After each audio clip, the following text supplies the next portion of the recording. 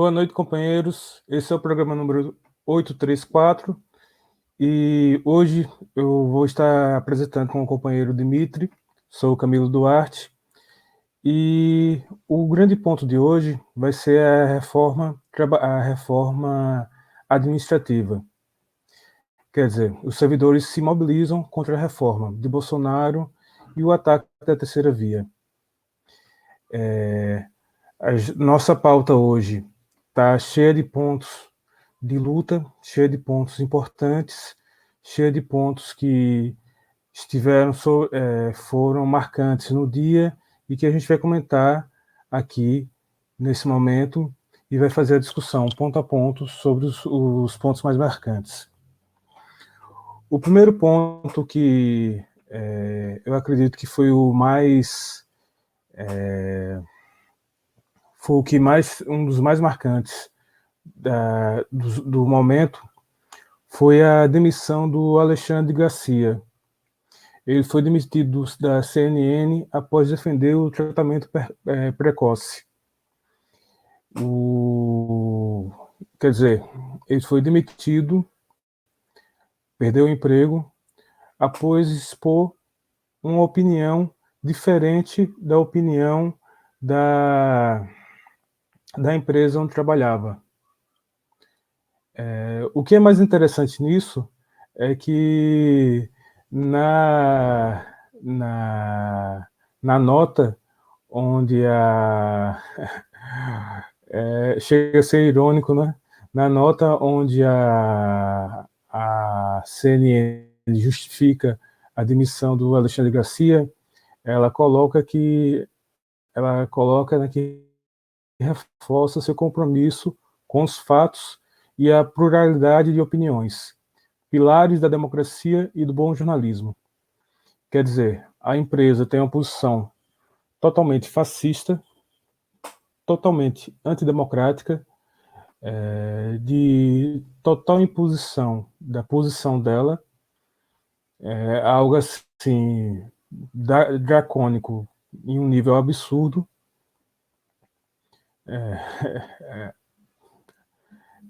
É algo que no meio de comunicação é raro de se ver desse nível. E tira uma nota colocando justamente o contrário. É assim, é absurdo.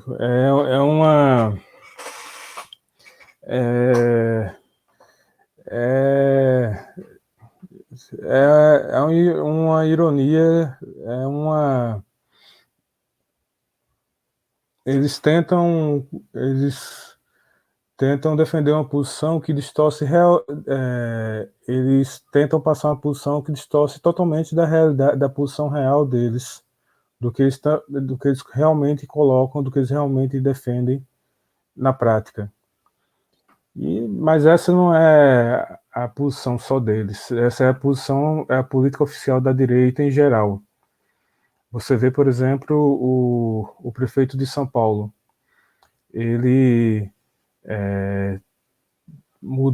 colocou o Guarani como língua oficial da cidade de São Paulo. Mas você vê, tem aldeias indígenas de São Paulo que estão largadas à mosca. Quer dizer, supostamente você teria uma política afirmativa com os indígenas, mas as condições reais dos indígenas é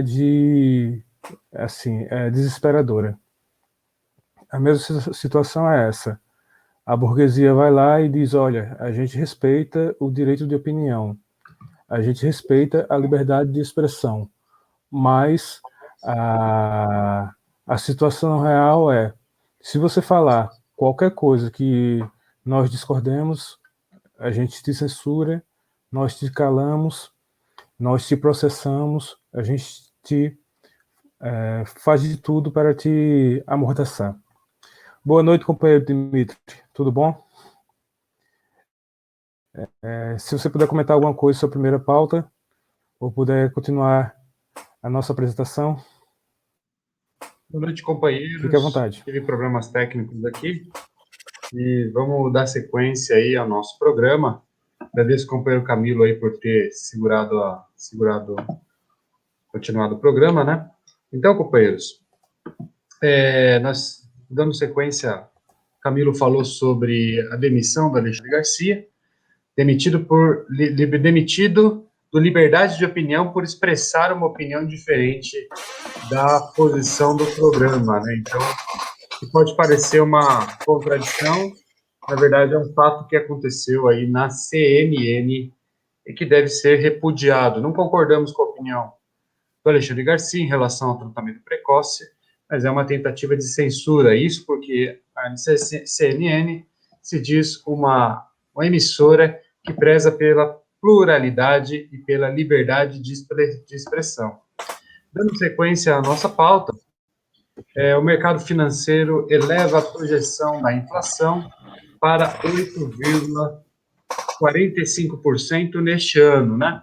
Então, nós vemos aí o flagelo da inflação, né, o encarecimento geral dos alimentos, das bebidas, o aumento no preço dos combustíveis que leva aí o encarecimento geral, o encarecimento do preço dos aluguéis e a inflação aí escalando cada vez mais e obrigando aí os trabalhadores a cortar uma série de itens básicos de alimentação, como carne e vários outros, para poder ter um pouco de dinheiro, né? Então, isso vai aprofundando o flagelo que se abate sobre a classe trabalhadora, resultado da política neoliberal implementada pelos golpistas, né? E que tem sua expressão aí, nesse momento, no governo Jair Bolsonaro, nos golpistas e no ministro Paulo Guedes, né? Então, nós temos aí a previsão de elevação da inflação ainda este ano, mais do que já está hoje, né? Dando sequência, Camilo, o Congresso aprovou mais uma reforma eleitoral com um pacote de mudanças que já vale para 2022, né? Dentre eles, está aí a contagem de dobro de votos para candidatos negros e mulheres e negros, né? E para distribuição mais robusta do dinheiro do fundo partidário para candidaturas de mulheres e de negros. Camilo, bom, as instituições golpistas aí querem dar uma aparência de inclusão, de democracia, né? Estão preocupadas com a mulher, com o negro. E, Camilo, será que essas mudanças no sistema eleitoral visam torná-lo mais democrático, mais sensíveis às demandas do povo? Será que os golpistas agora estão preocupados com a causa das mulheres, dos negros, né? O que será que está acontecendo? Companheiro, é pura demagogia, na verdade, né? Você tem toda uma política do imperialismo de utilizar as minorias como um instrumento para desmobilizar as esquerdas. Você vê isso bem no Oriente Médio, onde isso foi até denunciado pelo Wikileaks, né? Que usaram o feminismo lá para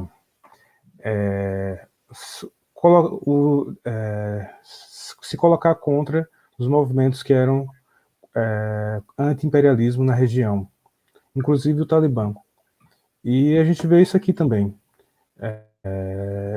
Aí, assim, a questão muito, muito, muito forte do identitarismo, né? Você tem um financiamento, um atrelamento de setores muito pequenos das minorias ao Estado, à burguesia, e faz com que esses setores sejam usados contra essas minorias. Porque, assim, o que é que você tem? É substituída a luta da mulher e a luta do negro pela a luta do empoderamento de uma mulher e pela luta do empoderamento de um negro, pelo o direito de um negro. Aí, assim, é o fim da luta de classes, que é o que a burguesia quer no final. É isso, companheiro.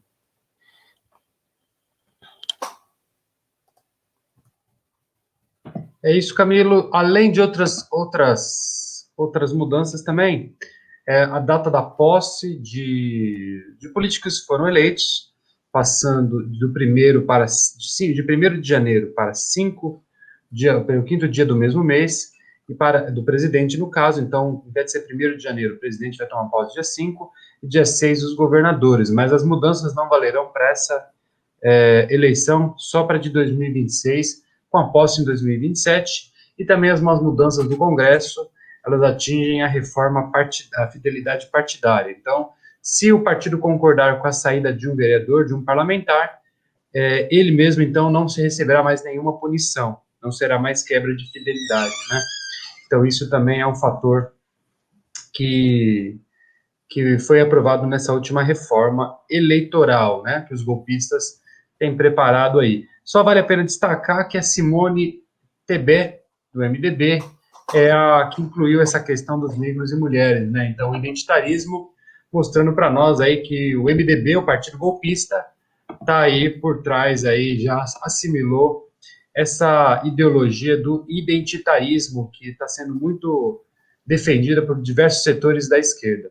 Seguindo adiante na nossa pauta, companheiros, nós temos aí o Congresso derrubou, em meio à crise, o Congresso derruba o veto e proíbe despejos no contexto da pandemia do coronavírus. Então, o Congresso aprovou essa medida, derrubou o veto do Bolsonaro em relação à proibição dos despejos na pandemia, e, uma vez que vire lei, não poderá haver despejos nesse período aí, né? Então, é uma questão aí que mostra a crise do regime golpista. Seguramente a preocupação do Congresso, dos políticos burgueses, é que isso não se torne aí um motivo para agitação, para mobilizações, né?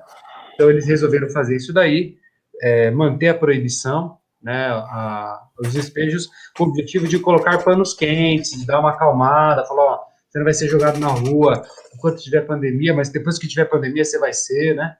Então, por enquanto ainda não, mas depois, quando tiver pandemia, o pessoal vai ser lançado na rua, né? Então, o veto foi derrubado pelo Congresso, o veto do Jair Bolsonaro.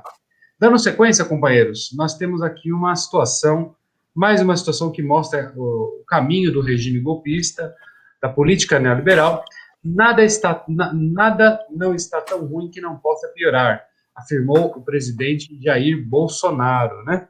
Então, está ruim, mas ainda pode piorar. Se é possível, ainda pode ficar pior.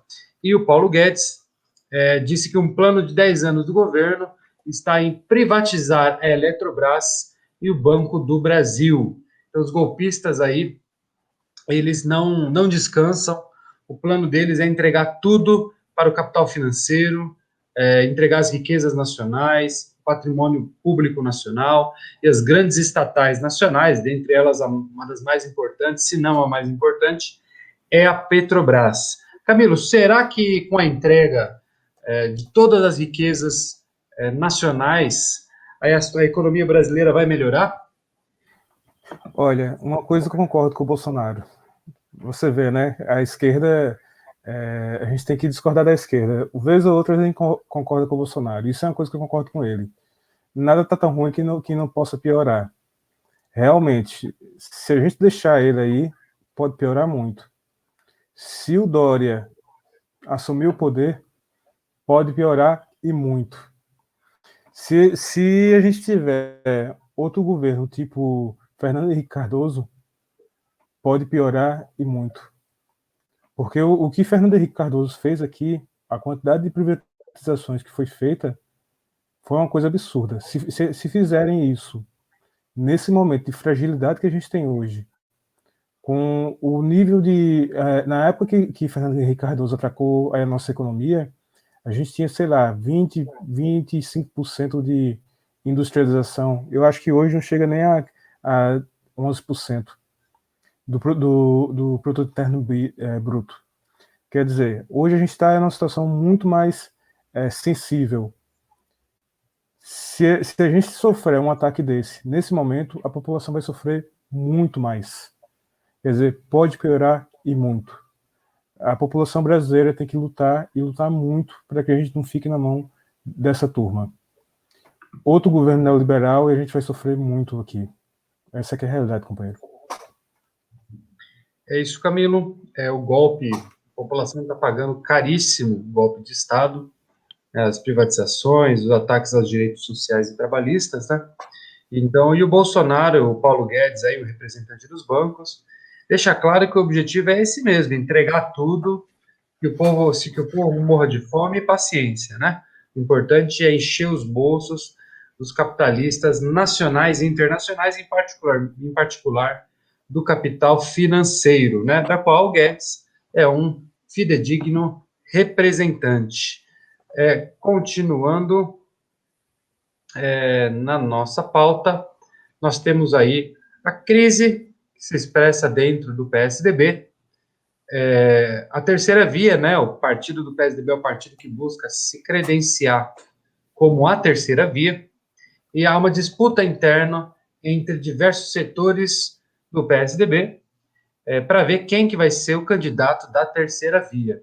E o Tasso Gereissati, um dos principais promotores do impeachment da ex-presidenta Dilma Rousseff, né, do golpe de Estado de 2016, e também um homem ligado à privatização do sistema Telebrás, ele desistiu das prévias do PSDB para apoiar o governador do Rio Grande do Sul, Eduardo Leite. Então, ele abriu mão de disputar as prévias do PSDB em favor do Eduardo Leite, numa frente contra o governador de São Paulo, fascista João Dória. O anúncio está previsto, aconteceu hoje, dia 28, às 15 horas, no Congresso, e o governador Eduardo Leite esteve lá. Né? Falta aí um posicionamento das bancadas do PSDB no Senado e na Câmara. Essa aliança entre Tasso Gereissati e Eduardo Leite já vinha sido discutida há um tempo, né? E tem se materializado.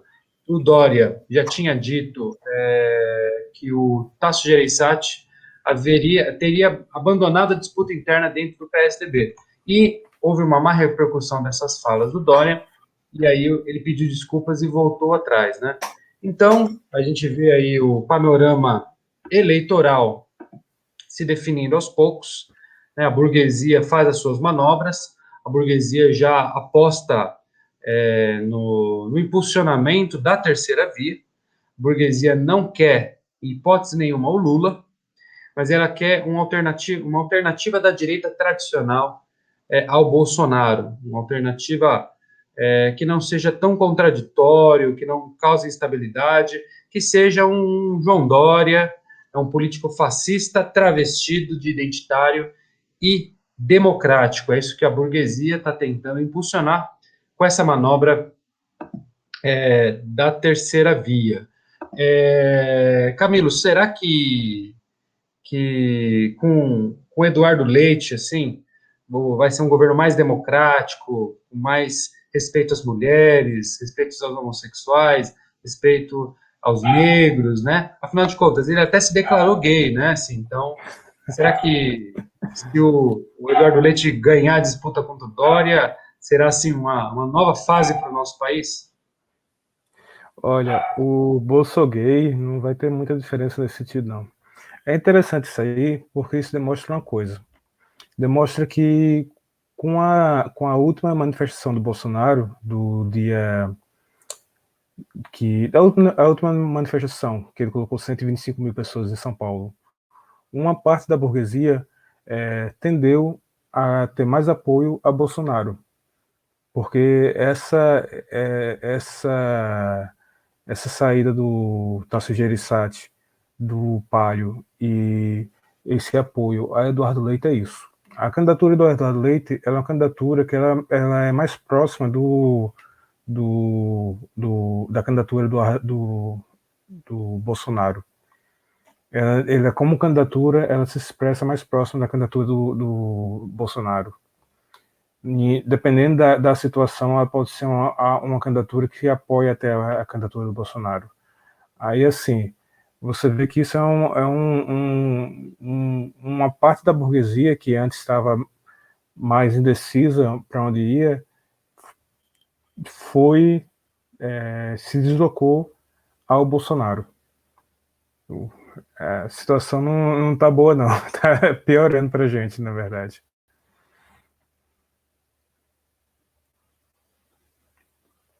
É isso, Camilo. Então, a burguesia se articulando aí para emplacar o seu candidato, agora dessa vez democrático, a favor das mulheres, dos negros, dos LGBTs.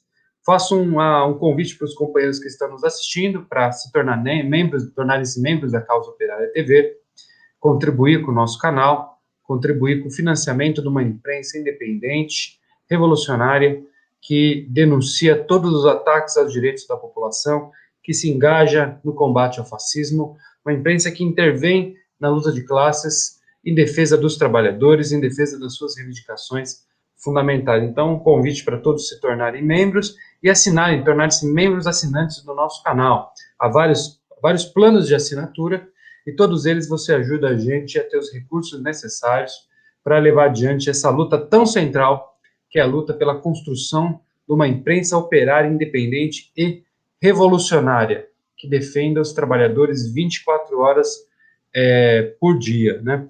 Então, dando sequência na nossa pauta, nós temos aí a questão do internacional, do Partido Social Democrata Alemão, venceu as eleições parlamentares neste país, né? Então, o SPD, um partido antigo, considerado de centro-esquerda, né, digamos assim, recebeu o maior número de votos nas eleições federais da Alemanha, e o que dá condições para que esse partido ele forme um governo, né?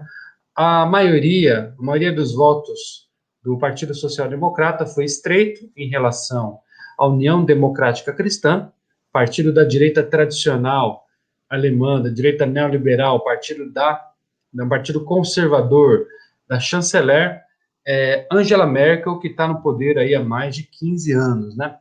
Conforme a Comissão Eleitoral Federal, o Partido Social Democrata obteve 25,7% dos votos, seguido pelo bloco da União Democrática Cristã, CDU, CSU, com 24,1%, e o partido Os Verdes, com 14,8% dos votos, após a contagem de todos os 299 distritos eleitorais para a Alemanha, né? Então, essas eleições gerais decidiram a composição do 20º Bundestag, né, ou seja, a Câmara Baixa do Parlamento da Alemanha, e que essa composição política definirá quem será o chanceler, né, ou seja, o chefe do governo alemão, e da composição de um novo governo, né? E, de acordo com a Comissão Eleitoral Alemã, o número de deputados da nova composição do parlamento subirá para 735 e terá 6 partidos representados, né? O maior grupo parlamentar será formado exatamente pelo Partido Social Democrata, com 206 assentos, seguido pela União Democrática Cristã, com 196, somente 10 a menos. O Partido Verde terá 118 parlamentares, o Liberal Democrata, 92, a Alternativa para a Alemanha, um partido de extrema-direita, de inspiração nazista, com 83 assentos. E o partido de esquerda não ultrapassou a cláusula de barreira de 5%, mas teve 3 mandatos, né? Bom, então, companheiros, essas eleições da Alemanha expressam aí é uma eleição importante por se tratar da maior economia e mais dinâmica economia europeia. O Partido Social Democrata, o SPD, apesar de ser um partido antigo, é um partido burguês, né, adaptado à política do imperialismo, né, muito ligado ao imperialismo, expressão aí da social-democracia europeia, que são partidos aí extremamente direitistas e adaptados à política do imperialismo. Camilo, com essa vitória do Partido Social Democrata, devemos esperar aí novos ventos na Europa, ou é uma continuidade aí da tradicional política europeia? Olha, eu não gostaria de falar sobre o que a gente pode esperar, mas é interessante falar o fenômeno em geral, o que acontece lá e o que acontece aqui. Você vê que a direita tradicional, a tendência dela é ir diminuindo. E os setores que tendem a crescer são os setores mais à esquerda e mais à extrema-direita. A extrema esquerda aí ainda está pequena porque lá é muito pequeno, não conseguiu passar a barreira. Mas de um modo geral, o que acontece a tendência é a polarização política. E isso não é só lá. A França é um bom exemplo disso. A Inglaterra também. Onde você olhar, esse fenômeno assim, é um fenômeno geral. E isso é uma coisa muito interessante se você ver. E é uma coisa que ocorre aqui, e é uma coisa que, assim, mostra que o cenário tende a ter mudanças no geral, que tende a ter embate, tende a ter um desenvolvimento, a tendência é a ter um desenvolvimento à esquerda. Ou então a burguesia ser forçada a usar a extrema-direita e a coisa, de todo jeito, tem uma instabilidade. Bom, é isso, Camilo. Então, uma eleição importante, né, num país europeu importante também, a Alemanha, que deve ser acompanhada de perto, tem uma importância decisiva no contexto europeu e mundial, né? A vitória do Partido Social Democrata, a vitória entre aspas, né? Porque ele tem uma maioria, mas ele está seguido de perto pela direita conservadora tradicional. Então, é uma vitória, uma maioria apertada, extremamente apertada, em relação à direita tradicional conservadora, né? A União Democrata Cristã. Dando sequência na nossa pauta, pressionado, o Zé de Abreu pede desculpas a Tabata do Amaral, né? Então, depois que o Zé de Abreu utilizou-se de uma força de expressão republicando um Twitter de uma pessoa, né? Indignado com a Tabata do Amaral, parlamentar que busca se apresentar como boa moça, como de esquerda, como defensora da educação, mas em todas as oportunidades decisivas ela mostra, na verdade, que ela é uma representante da Fundação Alemã, uma representante dos empresários e um elemento direitista ligado ao empresariado. Então, a Tabata do Amaral votou a favor da reforma da Previdência, ela diz que não foi porque ela foi comprada por isso, ela votou por convicção, então ela tem uma convicção que a reforma da Previdência apresentada pelo Paulo Guedes, um ataque gigantesco aos direitos da população brasileira, ela votou por convicção. Depois ela votou a favor da autonomia do Banco Central, né, submeter a política monetária e fiscal do país aos bancos. E, por último, ela também votou a favor da privatização dos Correios, né, para demitir mais de milhares, dezenas de milhares de trabalhadores e trabalhadoras. E aí o Zé de Abreu, né, denunciando, né, indignado, demonstrando indignação com uma política que tenta se apresentar como boa moça, mas na verdade é um lobo em pele de cordeiro.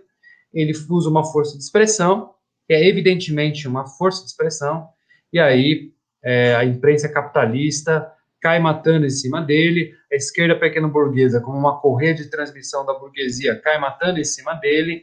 A Tabata do Amaral tenta fazer disso um cavalo de batalha para se reciclar. Ela que está muito manchada pelas votos dela, pelas ações dela contra os trabalhadores, tenta aparecer como uma vítima do machismo, da misoginia, da violência política, quando ela não é uma farsante, é uma vigarista, né? É isso que é a Tabata do Amaral.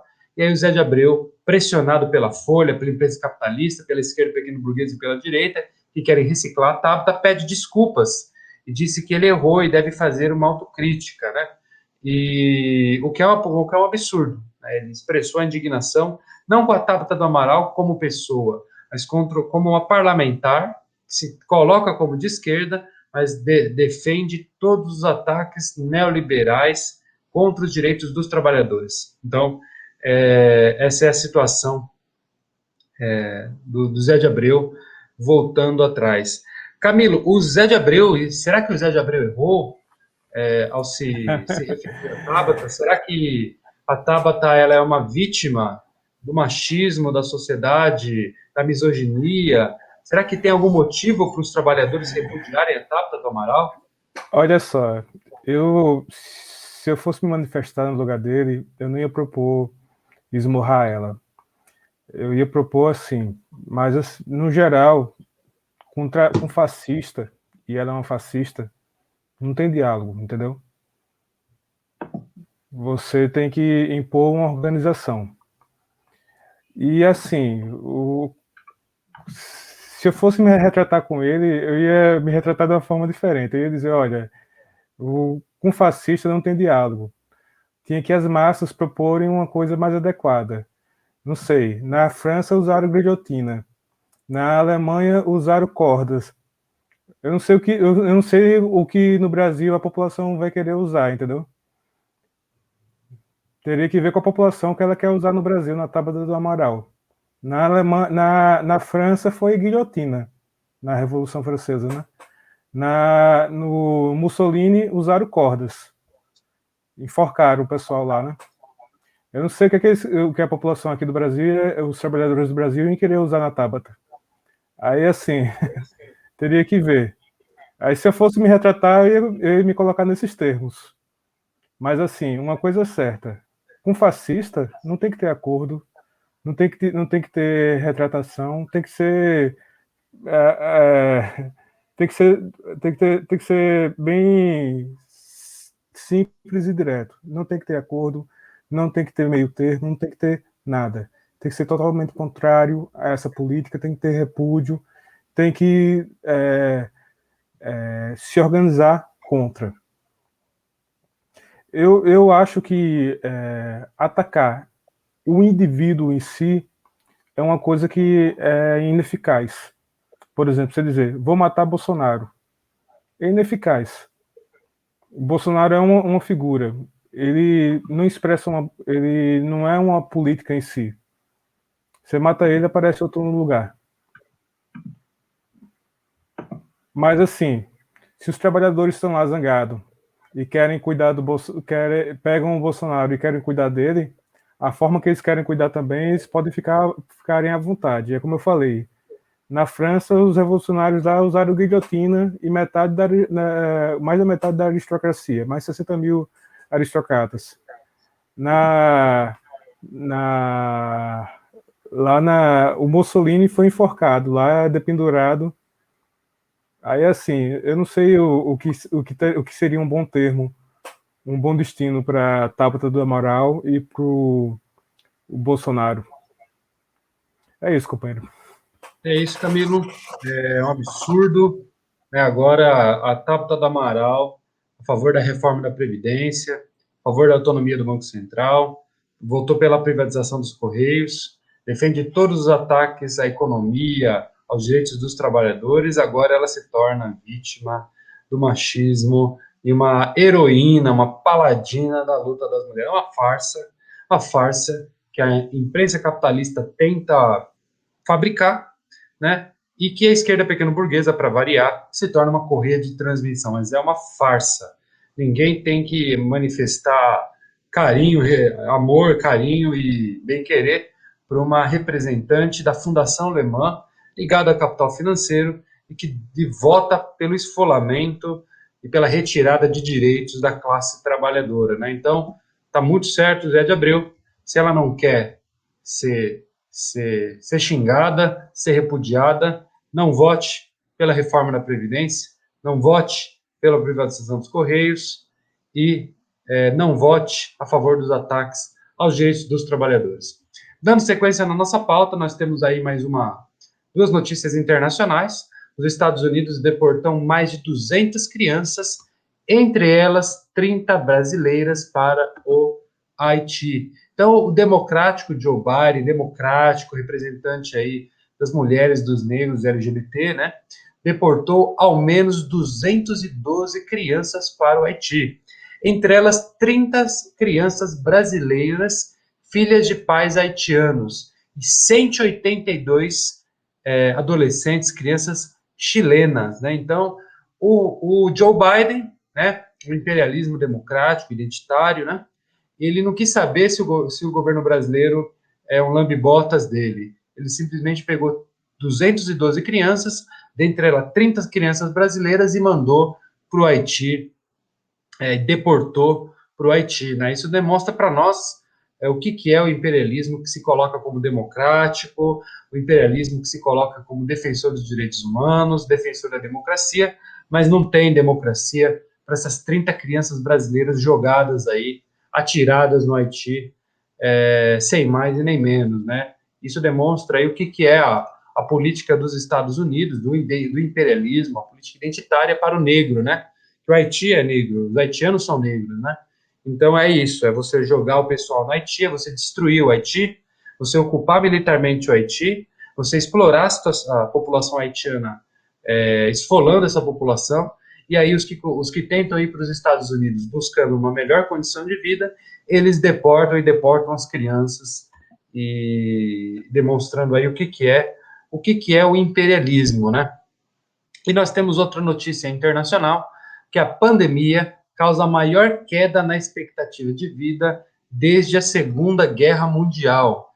E a principal queda, né, se deu nos Estados Unidos, né, o país mais rico e mais poderoso do mundo. Né? Então, isso daí segundo um estudo da Universidade de Oxford, publicado essa semana, considerou dados de 29 países e chegou à conclusão de que a maior queda na expectativa de vida são justamente nos Estados Unidos, né?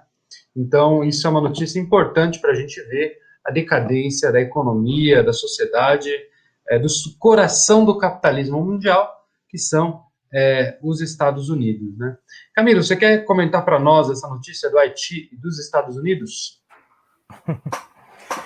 Companheiro, essa do Haiti é bem interessante, porque lá está uma crise gigantesca, né? Foram mais de 15 mil pessoas que emigraram de lá, e o pessoal mandou as crianças para lá sem nem questionar. Quer dizer, o tratamento das gaiolas não mudou nada com o novo governo. Foi continuado sem pestanejar. E é como você falou, a questão é negro, pobre, classe trabalhadora, né? O tratamento é esse, é de animal. Deportado, transportado como gado. Quanto a essa questão do tempo de vida, é a mesma situação. A população em geral, mundial, está sofrendo com isso. E, assim, a forma que o imperialismo lidou com o coronavírus, o novo coronavírus, foi desastrosa para a população em geral. No primeiro mundo, onde teve melhores condições, onde teve um tratamento melhor, onde teve vacina, porque assim, se você pegar a vacina até 3 meses, 4 meses atrás, só existia vacina no primeiro mundo. Só o primeiro mundo que realmente tinha vacina, que tinha vacinação massiva, que havia teste massivo, que havia realmente um tratamento adequado.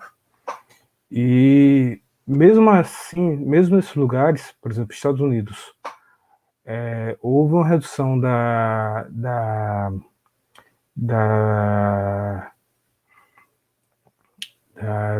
expectativa de vida de 15 meses, o que é muita coisa. É muito significativo isso. E assim, isso foi em todo o primeiro mundo. E a gente não tem ainda os dados consolidados e não tem ainda bem claro qual vai ser o reflexo no terceiro mundo. Nós não sabemos ainda qual vai ser essa situação, a gente não tem isso ainda bem claro, qual vai ser a situação no Brasil, por exemplo, ou na Índia. Quer dizer, é desastroso essa realidade. Eu acredito que você vai ter aí pelo menos uma redução em 2 a 2 anos e meio na expectativa de vida da humanidade em geral, o que é muita coisa e é muito significativo. Assim, é um retrocesso para a humanidade. E tudo por uma questão puramente econômica, porque não se priorizou a produção e não se conteve o vírus. Se escolheu manter a produção em vez de se conter o vírus. Eu nunca vou esquecer isso. Bérgamo não se ferma, Bérgamo não para. Lá eles sabiam que o vírus, a cidade era industrial, eles sabiam que o vírus era propagado nas cidades industriais e que só iam conseguir parar o vírus se parasse a indústria. Mas o que eles fizeram? Não pararam a indústria. E mesmo com todas as mortes, com toda a confusão que houve, com toda aquela repercussão que houve na Itália, a indústria não parou. Bérgamo não se ferma. Bom, é isso, Camilo. Chegamos no final da nossa pauta. Gostaria de agradecer a todos os companheiros que nos acompanharam nesse programa, mais um programa Resumo do Dia. Gostaria de agradecer os companheiros da produção, agradecer o companheiro Camilo, que fala conosco aí, que participa do programa de João Pessoa, desde João Pessoa, na Paraíba. Agradecer a participação, os comentários, as análises do companheiro. Convido a todos a assistir, ficar ligado na nossa programação da Causa Operária TV. Amanhã o companheiro Toninho, o Antônio Carlos, estará aqui apresentando mais uma vez o programa. Convido todos a participarem do ato do dia 2 de outubro, que vai acontecer nas capitais, e aqui na capital paulista, um grande ato para mostrar o poder que a esquerda tem, organizar os blocos vermelhos para a esquerda classista, a esquerda combativa, a esquerda ligada à classe operária, a esquerda que não quer a frente ampla, que não quer acordo com o Dória, que não quer acordo com Ciro Gomes, Ciro Abutre Gomes, que não quer um MBL, que não quer o Vem Pra Rua, que não quer a Tabata do Amaral, mas uma esquerda que quer as organizações operárias e populares e que quer que o Lula compareça nos atos e o ato seja vermelho e que o ex-presidente Lula lidere a mobilização, porque ele é, de fato, o maior líder popular do país. Então, ele que compareça no ato e lidere, chame a população para o ato, que tenho certeza que vai ser um ato gigantesco. Então, faço o convite para todos, a presença, vamos fazer um chamado para que o companheiro Lula participe dos atos, venha para o Bloco Vermelho, Bloco do PCO, Bloco dos Sindicatos, do Bloco Combativo e Classista, contra a Frente Ampla e contra o João Dória, contra a direita tradicional e contra a terceira via. Um abraço, uma boa noite para todos e até amanhã, mais uma edição do nosso programa Resumo do Dia.